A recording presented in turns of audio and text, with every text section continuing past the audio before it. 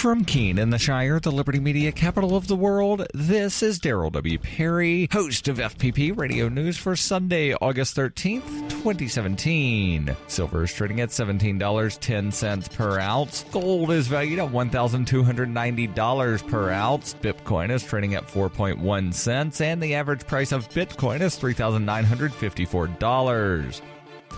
Antiwar.com reports an editorial statement in China's state-run Global Times newspaper warned that China would not come to North Korea's aid militarily if they launch missiles against the United States and the U.S. retaliates against them. While Global Times is nominally not the official mouthpiece of China's ruling party, it is state-run and assumed to reflect government policy. This is believed to be a direct warning against North Korea starting the war. At the same time, the editorial said China would intervene if the U.S. attacked North Korea first, which may be an attempt by China to warn the U.S. against starting the war either, at risk of getting into a much bigger war with China. China has been pushing for diplomacy to resolve the situation and expressed growing annoyance at the U.S. claims that the Chinese could simply and readily resolve the situation unilaterally if they only wanted to. This appears to be one last-ditch attempt to prevent either side from attacking the other, warning that effectively they'll not back the aggressor under any circumstance.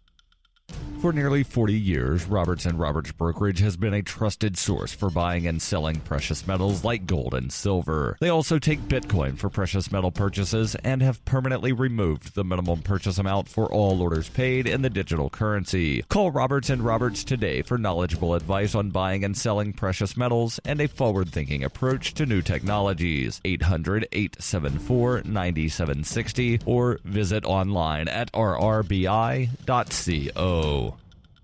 Reuters reports at least one person died and 30 were injured in a day of clashes between white nationalists and counter-protesters in Virginia on Saturday, with the state's governor blaming the neo-Nazis for sparking the violence and demanding they go home. Federal officials said 2 people also died when a Virginia State Police helicopter crashed near the site of the violence in Charlottesville. It was not clear if the crash was related to the outbreak of clashes in the Southern College town, where protesters fought hundreds of white supremacists trying to halt the planned removal of a Confederate statue from a park. Virginia Governor Terry McAuliffe declared an emergency and halted a white nationalist rally while President Donald Trump condemned the violence. Virginia Governor Terry McAuliffe told a news conference, "I have a message to all the white supremacists and Nazis who came to Charlottesville. Our message is plain and simple. Go home. You are not wanted in this great commonwealth. Shame on you." The clashes highlight how the white supremacist movement has resurfaced under the alt-right banner after years in the shadows of mainstream American politics. Trump said many sides were involved in the Charlottesville incidents, drawing fire for not specifically denouncing the far right. Trump told reporters at his New Jersey golf course, "We're closely following the terrible events unfolding in Charlottesville, Virginia," adding, "We condemn in the strongest possible terms this egregious display of hatred, bigotry, and violence on many sides." A 32-year-old woman died when a car slammed into a crowd in Charlottesville, home of the University of Virginia. 5 people suffered critical injuries and 4 had serious injuries from the car strike, according to the University of Virginia health system. Video on social media and captured by Reuters photographers showed a car slamming into a large group of what appeared to be counter-protesters, sending some flying into the air. The driver of the car, an unidentified man as of late Saturday, had been taken into custody, and according to Charlottesville Police Chief Al Thomas, the incident is being treated as a homicide. The car incident occurred after clashes nearby that injured 15 people and were marked by fistfights, rocks being hurled, and the use of pepper spray. The fighting broke out in the city's downtown when hundreds of people, some wearing white nationalist symbols and carrying Confederate battle flags, were confronted by a nearly equal number of counter-protesters. The Charlottesville City Council voted unanimously to allow the police chief to declare a curfew. The confrontation was a stark reminder of the growing political polarization that has intensified since Trump's election last year. On Saturday afternoon, a silver sedan driving at high speed plowed into the crowd before reversing along the same street. The incident took place about 2 blocks from the park that houses the statue of Robert E. Lee, who headed the Confederate Army during the war between the states. Witnesses said it looked like the driver intended to mow people down. About 24